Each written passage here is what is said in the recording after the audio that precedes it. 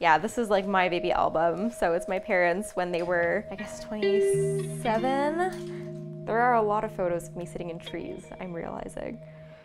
People have very different reasons why they do similar things. Like, I think all of us want to be good people, or I hope that all of us want to be good people. But the thing that drives us to be good people is so different across people of different faith backgrounds. And when you leave out a huge part of the conversation, which is people believe in Islam, they believe in their faith, and they want to do things for the sake of God, how can we use that to actually engage people in a different way, and a way that meets them where they are? Always smiling. If you see her baby pictures. Yeah, her baby oh pictures are my adorable. gosh, She lovely looked like baby a doll. We have lots of those if you want to see them.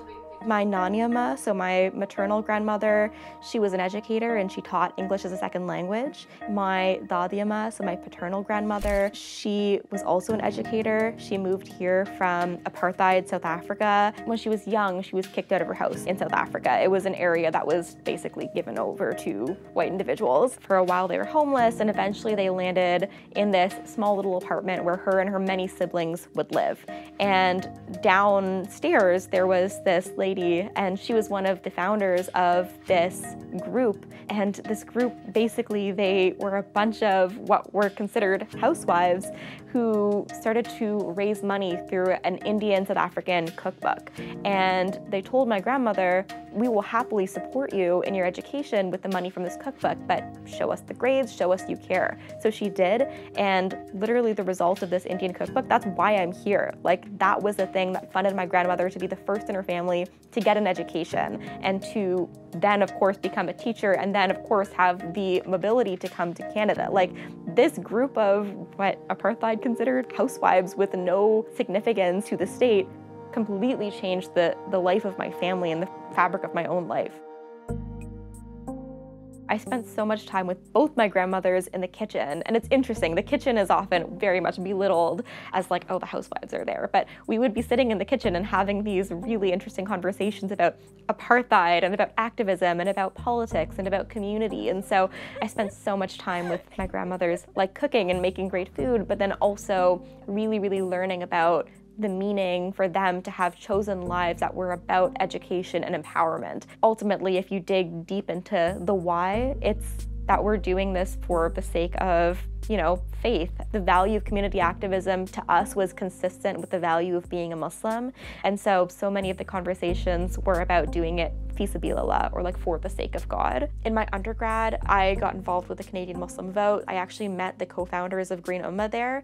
There were so many of us all around the same age, all with very similar value sets, and we had so much energy and we wanted to do something together. You know, I'd been in nature for so much of my life. Like, we went on a lot of hikes, we did a lot of camping together as a family, but I didn't really engage as a quote-unquote environmentalist or as an activist. It wasn't something that really crossed my mind.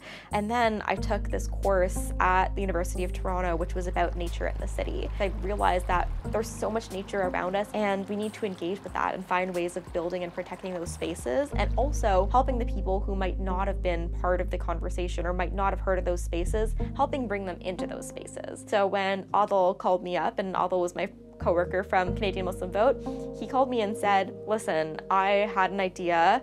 I went to this lecture and they were talking about how there's no faith-based organizing around the environment, and I think we should do something. There's something here and I don't know what it is, but do you want to build it with me? I was like, yes, absolutely. So myself, Adil, and Marium Vahed, the three of us, we got together in my dining room and we're like, let's do this thing. We put a call out on Instagram. We were like, anyone who is tangentially interested in the environment in Islam, like, please come to my house. And there were a ton of people I didn't even know who just showed up, and we all sat in my dining room together and had this conversation and realized, like, the way that we had engaged with the environment, all of us, even all of us being Muslims, was in a very sort of secular way. We had not thought about how in our tradition there actually are conversations about the environment, and there are conversations about engaging with nature. Originally, we wanted to use Green Ummah as a way of traditionally organizing and going to mosques in person and canvassing and knocking on doors just like you would in politics.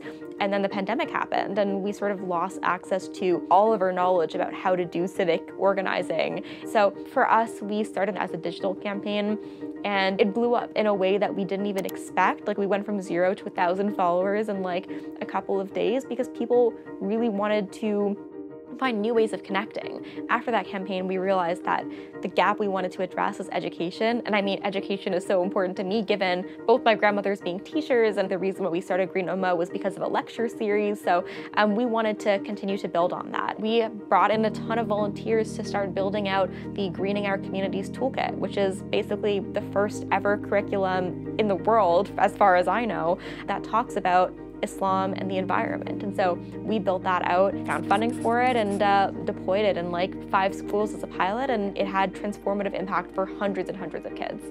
And so with the curriculum, we first spoke about Islam and the environment, and we gave them the tools to think about it based in their own faith, and also spoke about how we can intertwine Islam and intertwine Indigenous perspectives about the environment into how we think about it and engage with nature. And then we send kids basically on this field trip, and they go to a national park or they go to a conservation site. And for these kids, they had never done that before. I mean, so these schools, a lot of them are under-resourced, like they don't necessarily have the ability to send kids.